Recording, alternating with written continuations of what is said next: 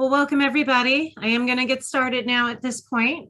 One more time, I'll introduce myself and I'll introduce our special guests who are here to join us. Again, my name is Mrs. Patty Gerges. I am the principal at Britland Middle School. I'm helping to facilitate this evening's Torrance Unified School District and Torrance Police Department's Drug Parent Education Night. We are very fortunate to have a very good relationship with our law enforcement within the city of Torrance, who day in and day out help us keep us safe here in Torrance. I have two very special guests, along with the assistance of Ms. Keely Hardage from Magruder Middle School, and I appreciate her help in this evening's event, and I'll kind of lay out how we're going to run this event. This is actually a webinar, so we will ask if you have questions to please make sure that you type them in the Q&A box. And after the presentation, then we, Ms. Hardage and I will go through and we will read the questions to the Torrance police detectives that are and sergeant who are here to help answer those questions regarding information that you have received from this evening's event. In this day and age, so many different things affect our kids every day. And so it's hard sometimes to keep them safe, but that's our job, not only as educators, but also as law enforcement. And so lately probably in the last year, it's become an epidemic where there have been more and more things that are becoming more and more dangerous for what our kids are exposed to. So I am very fortunate to have Detective Masoni, who has been on the Torrance Police Department, has been a part of the Torrance Police Department for the last 10 years. 6 of those 10 years have been with narcotics and vice. I also am lucky to have Sergeant Freddie Ahmed, who is in charge of the Juvenile Division and Sex Crimes, Torrance Police Department. So they are here tonight to help us learn more information to help protect our students. And so with that, I'm going to turn it over to TPD and to give us more information. Thank you. Thank you, Patty. I appreciate that. This opportunity, everyone being available tonight to listen in. Like Patty mentioned, I've been with Torrance Police Department for the last 10 years, working major narcotics for the last 6.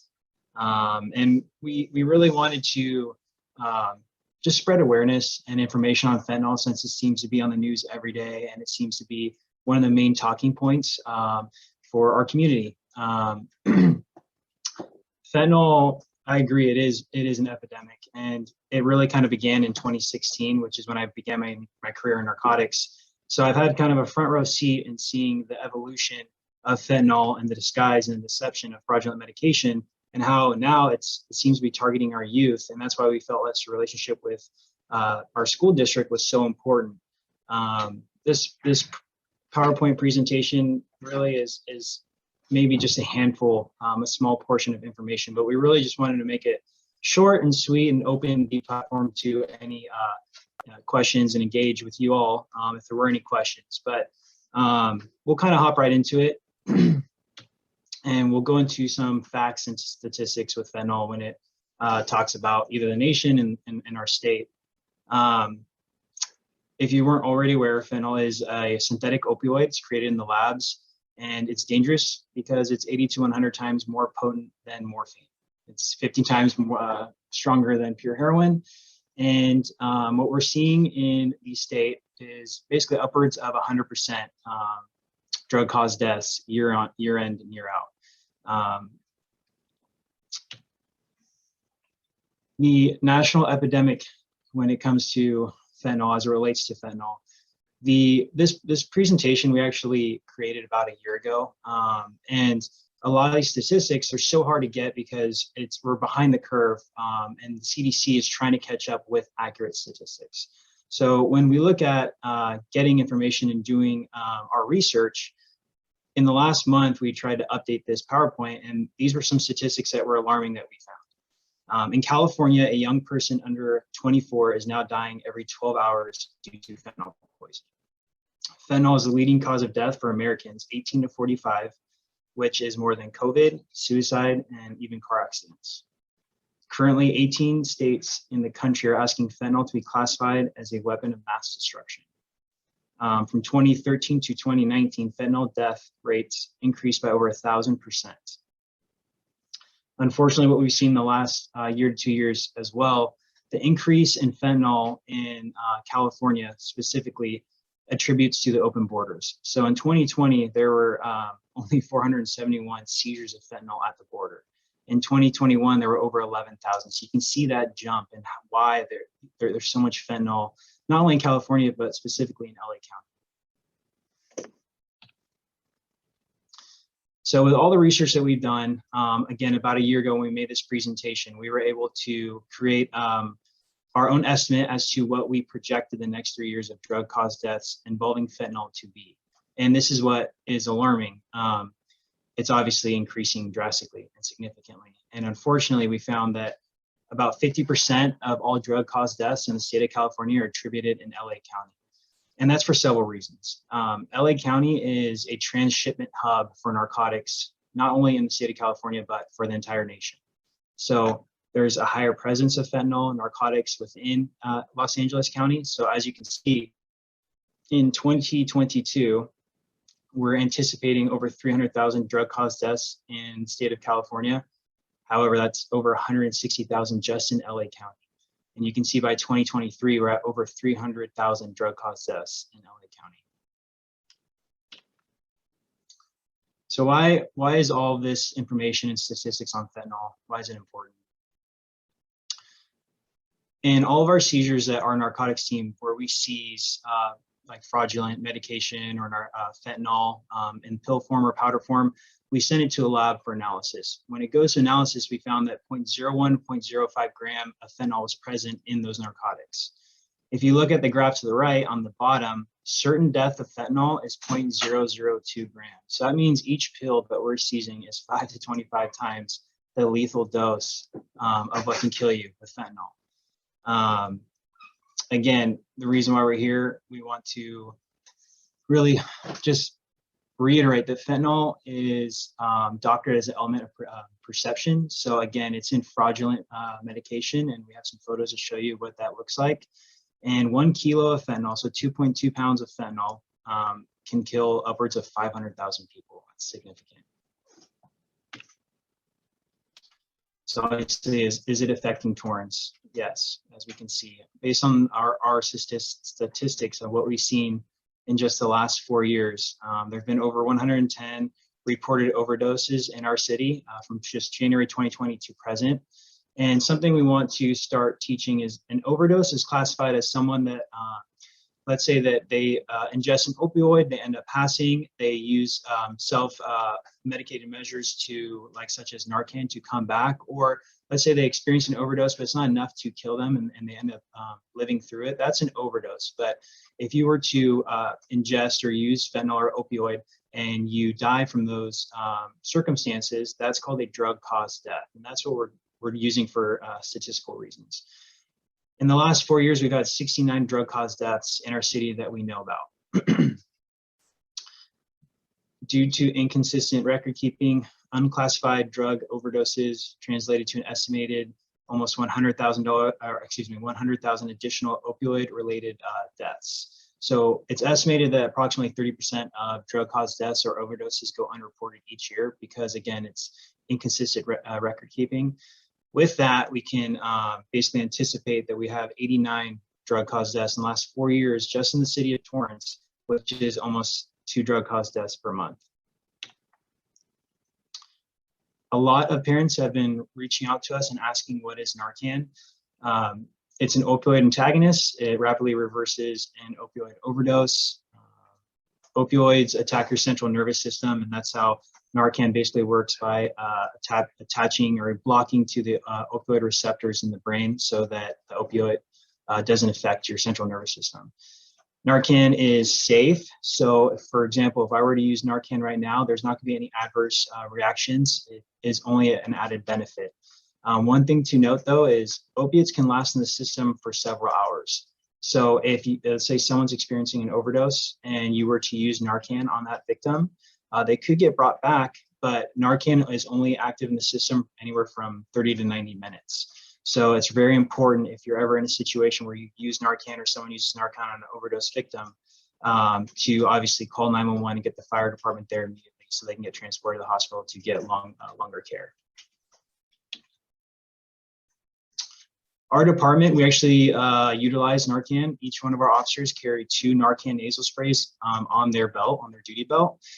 This is something we began in 2017. We were one of the first police departments to outfit our officers in LA County with the Narcan nasal spray. To date, our officers have successfully reversed approximately 10 overdoses utilizing the Narcan nasal spray. And something important that I teach and that we've learned over the last several years is that Narcan is just a tool on our officers' belt. It's really not the solution in combating this epidemic or combating the problem with fentanyl. I thought it was important to add this slide because, again, after doing a ton of research and looking at the stats on the CDC, at the height of the pandemic in 2020, statistically, you were 3 times more likely to die from a fentanyl overdose, a drug-caused death, than you were COVID-19. I felt that that was pretty impactful. So obviously, fentanyl is affecting our city more than just killing our youth or targeting our youth or killing victims, but it attributes to property crimes, violent crimes. It's obviously increased calls for service and negative impact on our property value. Fentanyl is actually, I would say it's more than 50% being mixed into our narcotics seized by all officers. I'd say it's upwards of 60 to 70% now, but in narcotics across the spectrum, we're seeing fentanyl basically spread through everything. Again, some more questions on what we've been seeing is how are our kids getting fentanyl? How are they getting these pills? And it's easy to sell. We utilize all these accounts to offer up Snapchat, Facebook, Craigslist, Instagram. As investigators, we use these as well. And, there were days where we could just go on it, order up, and literally purchase it within the same day. So some of the pictures and ads we saw on Craigslist were off to the right. You can see these M30s, the Roxys, medium-sized shorts. They're getting pretty smart and they're using the same social media that our youth are using. I wanted to add some photos on the left. So this is kind of the candy fentanyl that we've been seeing on the news. It's been getting a lot of attention. To me, the photo on the left looks more like chalk, like something my 3-year-old daughter would grab and try to play with. And what's dangerous about that is fentanyl is transdermal, meaning it can absorb through your skin. So if it were to absorb through your skin, enter your bloodstream, you can experience an overdose. And that's what I believe is dangerous about the fentanyl or the candy fentanyl on the left. Again, to me, it looks more like chalk. The M30s, so usually M30s, the oxycodone, are white or blue. Clearly, this looks like candy. Again, these are Smarties, something you give your son or daughter as candy after dinner. And on the right, we have the cereal. So there's been a lot of questions with that. That was, I believe, recently seized in Riverside County, so not too far from us. Probably for smuggling purposes by the cartel to get into, obviously, our country. But again, if my child's playing at their friend's house and they see this bag of cereal and they open it, who's to say that they don't experience an overdose because of it? These are more generic as far as like what we see when we're making bulk seizures when pills are entering specifically Torrance. And I just wanted to add these photos for parents to be aware when they're engaging with their children. So the photo on the left is Xanax. I'm sure a lot of you have seen a Xanax before, a Xanax bar or a Xanny bar. The top photo is an M30, so oxycodone. That's what the M30s look like. And a lot of times that's what we're seizing as basically pure fentanyl. Again, 0.01 to 0.05 gram of fentanyl are in those M30s. And the rest is like a cutting agent. The bottom is Adderall. That's usually what Adderall looks like. So this could be prescription right here, or this could be fraudulent medication by the cartel. We would never know. So our department, we're taking an approach where, again, we want to spread awareness. We want to be recognized as a drug harm reduction agency. We want to engage with all of you, spread our message, and again, use you as our force multiplier. So if we can reach out to one person and educate them on the dangers of fentanyl and save one life, then this is all worth it. So this is the new approach we've been taking this year, and we've been getting great feedback, and it seems to be having great success. So our prevention. We want to proactively spread knowledge and engage with you, the community, about drug-caused deaths. We want to identify our fentanyl users, people experiencing homelessness, and low-level dealers within the city, and offer rehab and services and guidance. And we'll get more into that. Currently, we're utilizing our federal partnerships to investigate, identify, and seize fentanyl from large-scale organizations dealing directly with the cartels in Mexico. We have several ongoing investigations we're currently doing to affect that.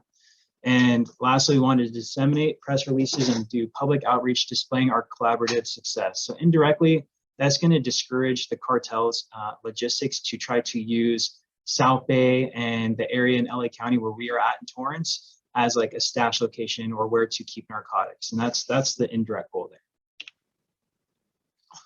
So on all of our investigations, all of our seizures, everything that we do, it's a team approach. And as you can see, we use everyone at the local, state, and federal level. And these are some resources that we use from each of those. And it's proven to be obviously great success on all of our investigations thus far.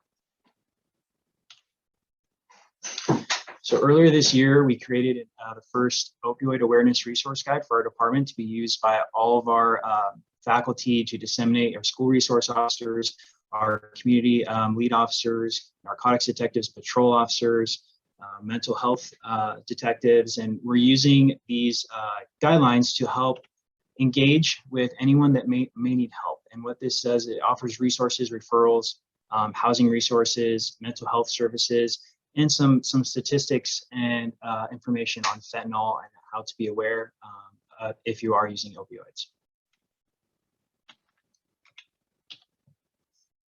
And that's our quick presentation on fentanyl. We can, I guess, open the platform for questions if we went over something too quickly and anyone has any questions on something specific.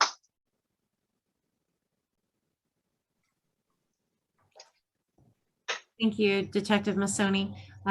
At this time, I'll ask if you have questions or further questions for Torrance Police Department to please put that in the Q&A section down below. If you click on that area where it says Q&A, you can actually type directly in there and Ms. Hartage and I will see it and we'll read through it. One of the additional things I want to add is that for our collection purposes in Torrance Unified School District, we do have a poll that we would like to ask you to fill out, which would just ask you what region of Torrance your student attends school, whether that's the central, north, south, or west, or if you've got more than one. So if you wouldn't mind doing that, it'll take you 1 second. Thank you so much for participating in our poll. And with that, Ms. Hardige, you want to read the first one, and then we'll just go back and forth. Sure. And I think, Ms. Gerges, you might be able to add on to this. The first one is this information being taught or shown in our high school, specifically some of the pictures of the drugs? Detective Masoni, why don't you start? And then I think I have some information I could add maybe at the back end of that. Sure. Yeah, that's something we're actively engaging in and trying to do more of. But yes, it is. We're posting it all over our social media. We just posted a 2-minute video of fentanyl and what it looks like and how to be aware of it on our Facebook, Instagram, and Twitter accounts. I have a meeting with some of our high schools on November 10th. We're going to be spreading more information there. I'm potentially meeting with the Torrance Youth Council in the next few weeks to use them as a resource and engage with them about everything we just spoke about. And yes, we're actively trying to plan more events and do more outreach for that. And thank you for sharing that. I, like Detective Masoni said, from the Torrance Unified School District's point of view, it is definitely something as administrators and faculty and staff are speaking about and making all of us aware of the dangers of this, which I think is something that we all have that awareness, being it's in the news, it's something that people are discussing, it's on social media. But I do think what we do next with it is very important. So yes, are we going to share that? What each high school does do, I think it will be up to that administrator or the principal of that school to work with their team and work with their school sites. The next question is asking if is Narcan available in Torrance Unified School District schools? The answer to that is I am currently aware that it is something that the district itself is in the process of obtaining via not only purchase, but also via grants that are given out. And so it is in discussion to have it on the school sites to be accessible for if and when, which I pray that we don't ever have to deal with any of it. But the reality is it's something that it's better to be safe than sorry. So it is something that the Torrance Unified School District is working currently to update the plan, and that information will come out soon. Thanks, Ms. Gerges. We actually have a few questions regarding Halloween and how this is going to be impacting candy and some things that parents should be looking for on Halloween night specifically. Yeah, that's a great question. I think a lot of parents have that concern, especially for this Halloween. And again, part of the reason why we're doing this outreach. You know, I would inspect your children's candy. I know I am, and I would just look for anything where it's not in an actual candy wrapper, the typical Reese's, Kit Kat, if it's in a Ziploc, if it's open, if it's in a pill that you don't recognize. Obviously, kind of common sense, but just as long as you inspect it, I think you'll be good to go. Anything that sticks kind of out of the norm, but I would say as long as it's out of a candy wrapper, or if it's not in a candy wrapper, then I would either discard of it or take a picture of it and either share it with us or call one of us. Our patrol officers can come out, especially on Halloween, for something like that, because again, fentanyl is transdermal, meaning if you touch it, it can absorb through your skin. So yeah, give us a call.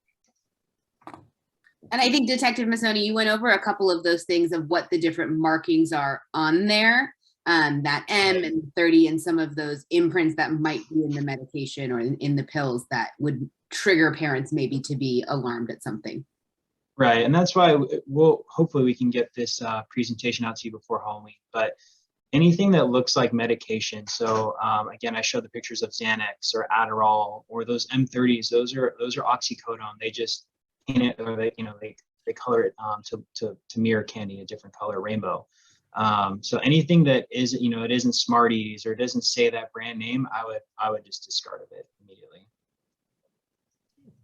Next question we have is, have we seen any actual fentanyl at the middle school level? We do have ongoing investigations. I mean, yeah, I would say that we have, unfortunately. In the middle schools, no, we don't have any, investigations or anything to point in the direction where fentanyl is at our middle schools. At that age bracket, in our prior investigations, we've actually seen it in that age bracket, but not in the Torrance middle schools, not in our middle schools. Our investigations go deep in LA County. Again, we work up the chain to try to get bigger seizures so that it doesn't even come into our city. We're trying to protect it and keep it away from our city. So to answer your question, yes, we have seen it engaged in that age bracket, but not in our Torrance middle schools. Ms. Hardage, I'll read the next one really quick because I'll help with that. Okay. The next question is, will this presentation be provided in an alternate language? The answer to that is yes, we will present. We will take the presentation that Detective Massoni has and translate it into languages that are necessary for our schools and then distribute them to the schools. So we will make every attempt to do that. Perfect. So I think this next question is a really good question, but it's a really big question. But it's, why is fentanyl the drug of choice for these kids? Why is it so popular? That's actually a great question. It's not their choice. Again, this is almost disguised as like Russian roulette. They think they're taking Xanax. They think they're taking Adderall. They think that they're taking anything but fentanyl. And that's why we're seeing all of these deaths. And that's why we're saying it's the disguise and the deception of fraudulent prescription medication. On almost all of our investigations, again, we've had those 69 drug cause deaths in our city. I've had to handle almost all of those, or assisted with the detectives on my team on handling those. And I can tell you, when we do our investigations and reading those, the reason why I'm so passionate about it is because these are good kids. Some of them straight A's. They're taking Adderall because they're too, I won't say scared, but they're too embarrassed to tell their dad, hey, I can't stay up at night to study, and I want to study. I want to get an Adderall. Well, when these pills cost $2 or $3 and they can get it from their friend, and they try an Adderall for the first time, and that Adderall came from Mexico and again has 5 to 25 times the lethal dose of fentanyl, and it's killing them in their sleep right when they take it. again, it's the disguise and deception. And again, it's really like Russian roulette. They're not taking fentanyl. They're not. I haven't met anyone, done an interview with anyone that says I took the pill strictly for fentanyl. They're taking it again for other measures, other reasons, and that's why this is so dangerous. All right, next question.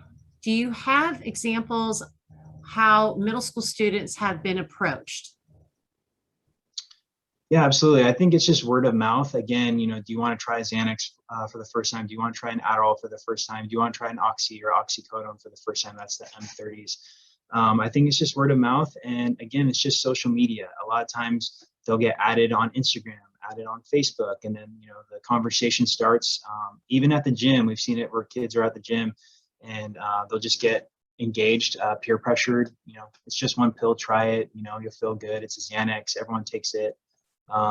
Stuff like that. And I think, a lot of times the dealers, they get it from other friends, and they don't even know what they're giving to the other friend, or they're giving to their sibling. It gets so easy to get past. It's a small pill.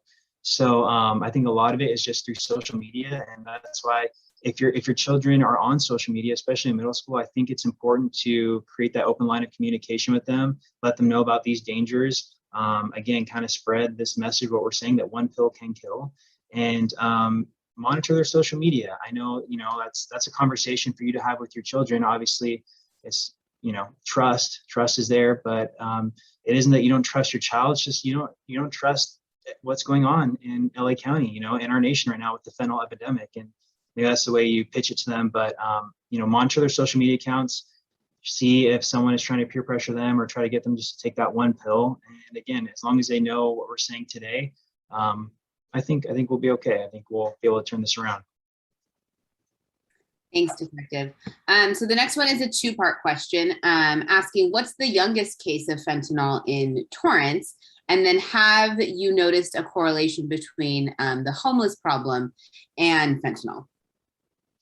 Another great question. So youngest, I can't specifically throw an age to you. Obviously, we're seeing our youth targeted, high school level, definitely. I can't think off the top of my head, middle school. I'm not saying that there isn't in the city. I just highly doubt it. I feel like it would have came across my desk. So I would say high school level teen.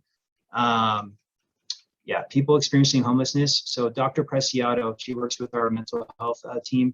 And last year when we made this presentation, I had to look, I think it was, she estimated over 90% of people experiencing homelessness in our city use fentanyl. Use narcotics. And if we're seeing that in all the narcotics that we're seizing, over 50 or 60% of fentanyl are in those narcotics. So that's a high number of homeless people in our city using fentanyl, right? So is it a problem? Absolutely. Are they overdosing and we don't know about it? Again, probably, because usually they have their own self-medicating measures. They have their own Narcan. You can go to the pharmacy, get it for free. They have their own ways of bringing it back. So do I think that they're giving it to our youth? No, I haven't seen that in any investigations. Do I think that they're using narcotics that involve fentanyl? Yes, absolutely.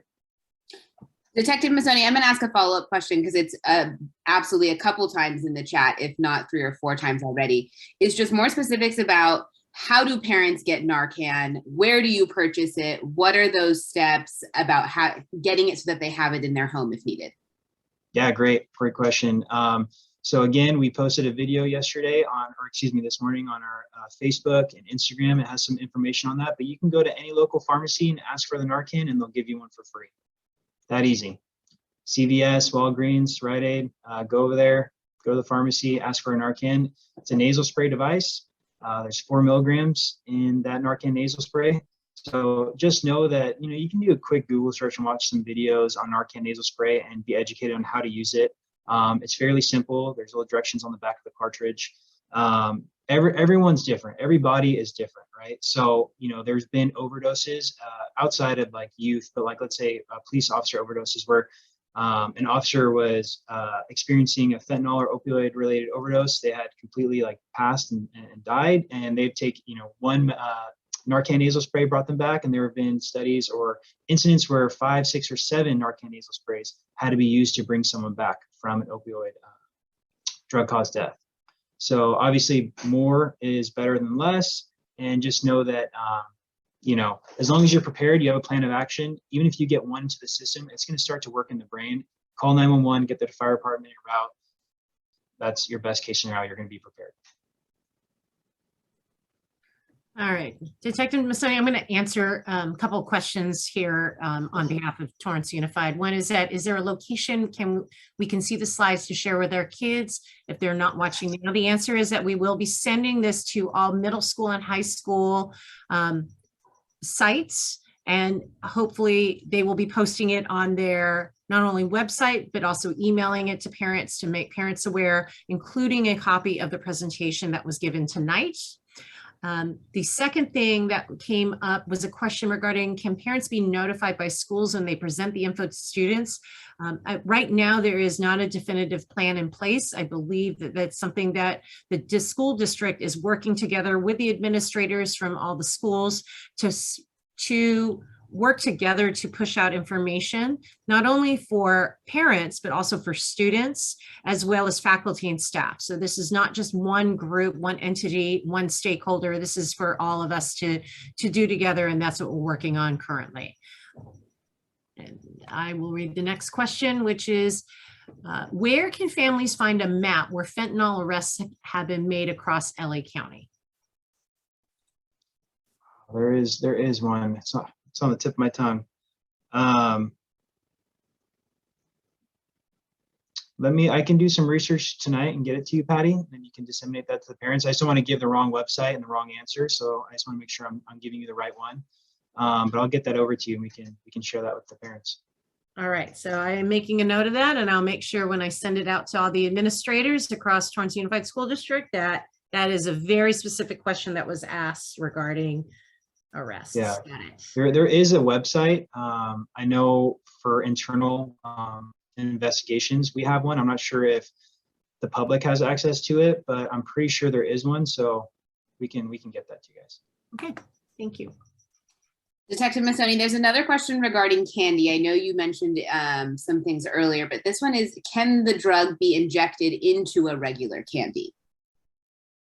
Yeah, that's a great question. I mean, yeah, anything's possible, especially when fentanyl, looks, let's say we compare it to granules of salt, and only several granules of fentanyl, similar to salt, is potent enough to kill you.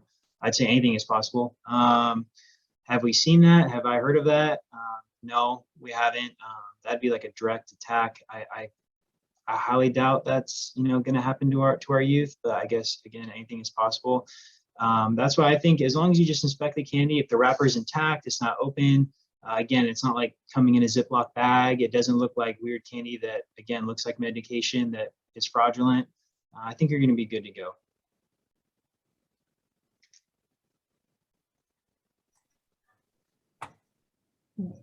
Detective Masoni, why do drug dealers lace other drugs with fentanyl? Doesn't that kill their potential clients?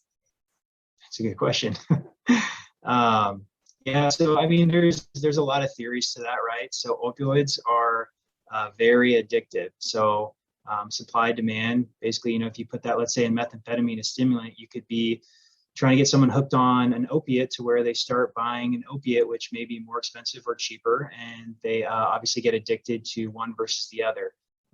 So I mean, really, I think it's just very cheap. And a lot of times, especially like right now, our youth, they don't know what to expect when they're taking their first Xanax or Adderall, right? So when they put fentanyl and opioid in Xanax and they have no idea what to compare it to, then, they're getting addicted to an opiate, and fentanyl is extremely cheap to make. That's why there's so much of it. Again, it's created in the lab, it's synthetic.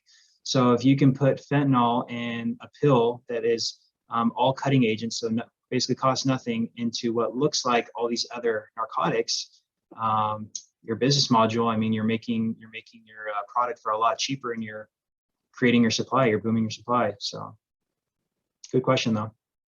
Detective Masoni, I know it's been answered in the chat a few times at least, but maybe just again orally so everyone can hear. A lot of questions are, what are some of the early signs, or how to recognize when an overdose is happening?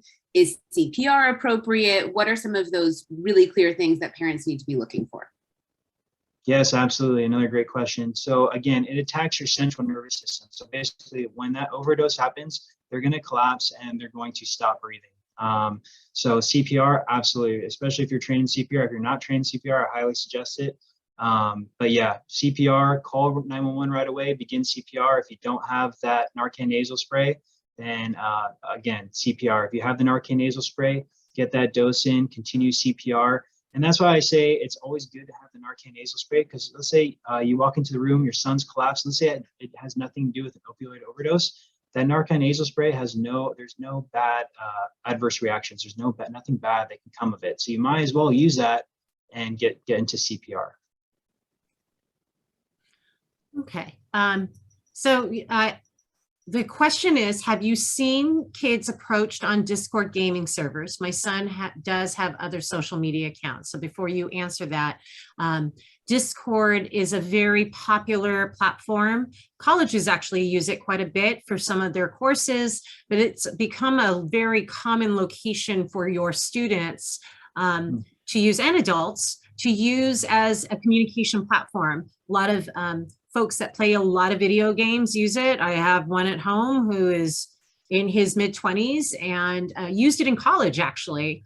And so the question really is about, do kids get approached on Discord gaming servers? And perhaps instead of asking about Discord specifically, just in general, maybe just tapping into that a little bit more. You did mention social media.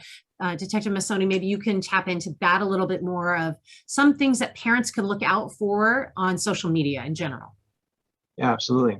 So on my investigations, and we work very closely with DEA, several teams and a lot of special agents, and I haven't heard anything from them. And again, with my investigations, we haven't heard anything on that platform or with gaming systems as far as like communication for selling narcotics or the pills that, even again, if it's Xanax or something else that might mimic fentanyl or be fraudulent.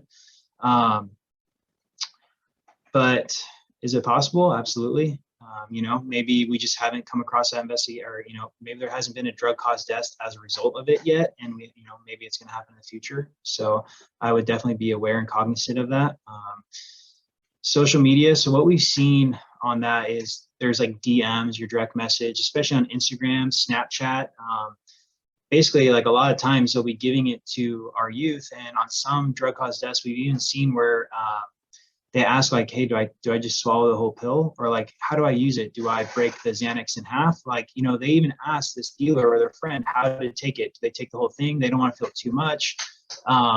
So that's what we're seeing on the Instagrams. When we do our follow-up investigations, we write our search warrants and we go down that route. We go down the rabbit hole, if you will. That's what we see. So that's really what we see, especially same thing on Facebook Messenger. Hey, do you want to try Xanax? Or, hey, I heard you have those blueies, whatever vernacular that they use. That's usually what they're doing. I think maybe they think that their parents won't see a text message, or that as an investigator, we won't look, directly at their text messages. We won't look at the direct messages, or on Snapchat, a lot of times the messages disappear. However, we have access to them with our search warrants and our investigations after the fact. So yeah, again, for some reason, social media just seems to be the hot ticket. Thank you. The next question is about how much jail time are the dealers getting, and is it long enough to deter them from continuing to sell? Yeah, that's a great question. So we obviously utilize our federal partnerships for a variety of reasons, but specifically for this reason. And we have a great relationship with them.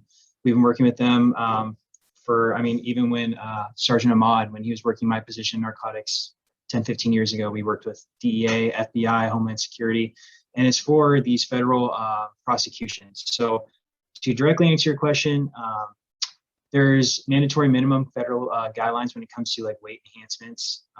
If we hit that enhancement, it's like a mandatory minimum of 5 years in federal prison, where they have to serve 85% of that term. That's huge for us, because if we are to get dealers out of the city of Torrance away for 5 to 10 years, then they're not affecting our youth. And so a lot of times we do our best to charge these suspects federally for that. LA County, unfortunately, we have a lot of questions. Why don't our cases stick like Orange County, like Riverside County? And that's because we have different district attorneys. So I can only speak to what works best for us, and that's putting more time into the investigation, filing it federally. As far as what they get, what a narcotics dealer gets with the LA District Attorney's Office, obviously it's significantly different. All right. Here's another question for you. Do you anticipate a back order on this medication regarding Narcan, especially after this presentation? Officer Detective Masoni noted that the medication is free. It has nothing to do with insurance and with a question mark. There's a lot of it right now. Obviously, we're in a opioid epidemic, just like it was mentioned multiple times. So back ordered, I don't think so. I will say that the Los Angeles Unified School District is also trying to get all their schools Narcan. So we could potentially be one of the first school districts in LA County to outfit all of our schools with Narcan, which is fantastic. I think it's great proactive approach by our school district. I know that the grants for that, it will take some time. I know when our department first used the grants back in 2017, when I researched it, it was a matter of, I believe, like 2 to 3 weeks to get every Narcan nasal spray for our department. I think now it's probably a little bit backed up because there's so much interest, which is a good thing. But to answer your question, no, I think if you just, if for some reason the first Walgreens you go to is sold out, go to CVS. I think you should be able to get some. And just to kind of add a little bit more information. They did apply for the grant. It is actually 6 to 8 weeks now, back ordered, but the Torrance Unified School District is actively looking to purchase Narcan and then also work with the adults on campus to find those individuals that need to be trained. And so together, like I had mentioned earlier, much earlier on, we will work with our communities, each of our own communities, to make sure we're informing our families and also the kids about what we need to do to protect them. So at this point, it looks like we have no more questions, and it is about 6:46, and I really appreciate the time and effort that went into this between the Torrance Police Department and Torrance Unified School District to educate our families. We hope to get this information out, and I know Detective Masoni's information is on one of the slides, which will be sent out also and posted, not just with Torrance schools, but also on the Torrance Unified School District. So at this point, I don't know, Detective Masoni, if you want to leave us with some wonderful words of wisdom before we sign off. Yeah, I appreciate it. Thank you everyone for being here this evening. If you could just help spread our message that one pill can kill, and just help recognize us as a drug harm reduction agency. We truly believe that it is our job together. We rely on you just as much as you rely on us. So thank you again for being here this evening. If you guys need anything, again, my information will be passed out. Feel free to email me, and we'll get you the information as quickly as possible. Well, thank you so much. Everybody have a wonderful evening. And yes, thank you.